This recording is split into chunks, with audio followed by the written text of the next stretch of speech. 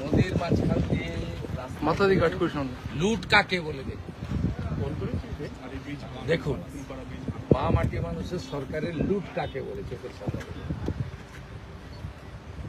শুধু দেখান যে নদীতে কি করেছে, নদীর মাঝখান দিয়ে এই গাড়িগুলো শুধু চেহারা দেখান, আর এই ব্রিজটাকে নিজেরাই ভেঙেছে, সারাইনি দিয়ে এখানে অস্থায়ী এই আন্দোলনকে ঠিক আমাদেরকে 14 দিন জেল কাটিয়ে এবং আন্দোলন করতে গিয়ে এরা আমি যে 16 জন 14 জন জেল 16 জন কাটিয়ে ওই কর্মসূচিটা ওখানে লেগে 1000 টাকা করে একটা গাড়ি করতে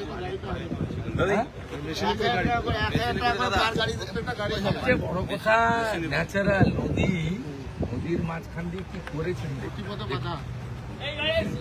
কিভাবে চুরি করে, মানে ইনস্টিটিউশনাল করাপশন কাকে বলে দেখুন। বীরভূম জেলা জুড়ে মানে লুট, কার্যত লুট, কোটি কোটি টাকার লুট।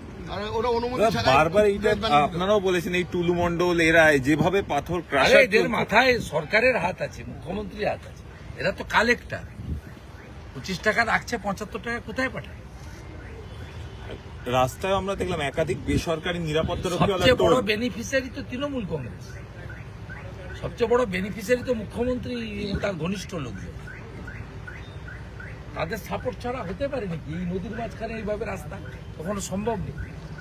নিজেরাই ভাঙছে এক একটা করে ব্রিজ, আলাদা করে রাস্তা তৈরি করছে, করে সব বসিয়ে লুট করছে।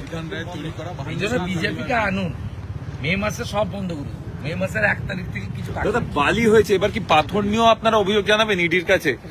বালি নিয়ে তো তদন্ত করছে, আছে তদন্ত হচ্ছে, তাতে কি আছে? এর কি প্রমাণ রেখে করেনি? রাজ্য সরকারের ভূমিকা সবচেয়ে বড়। রাজ্য সরকারের ভূমি রাজস্ব দপ্তরের যে নকল ডিসিআর, সে আটকাবেন কি করে? নকল ডিসিআর এবং সব এখানকার পুলিশরা একদম মানে আইসি লেভেলে, নিচুতলা পুলিশ পায় না, তারা লেফটে আছে। স্টেট গভর্নমেন্টের 2.5 লক্ষ হেক্টর জমি, এবং গ্রিন ট্রাইব্যুনালের order violation, central pollution control বোর্ডের অর্ডার ভাইলেশন, একাধিক অর্ডার আছে, কার্যকর হয় না। আমরা ঠিক করব, এই জন্য পরিবর্তন দরকার। একবারে এই মুহূর্তে যদি দেখা যায়, বিরোধী দলনেতা তিনি তিলপাড়া যে ব্যারেজ, সেই ব্যারেজের উপর দিয়ে যাচ্ছেন এবং সেখানেই কিন্তু তিনি গাড়ি দাঁড় করালেন এবং গাড়ি দাঁড় করিয়ে গোটা যে পরিস্থিতি আমি একবার দেখাতে বলবো। রজনীকান্ত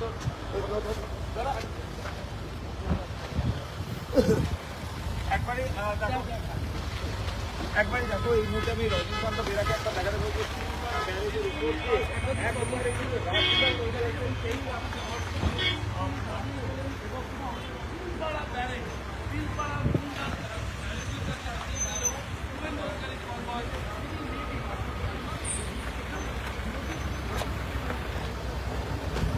কাজটা খোলো তো।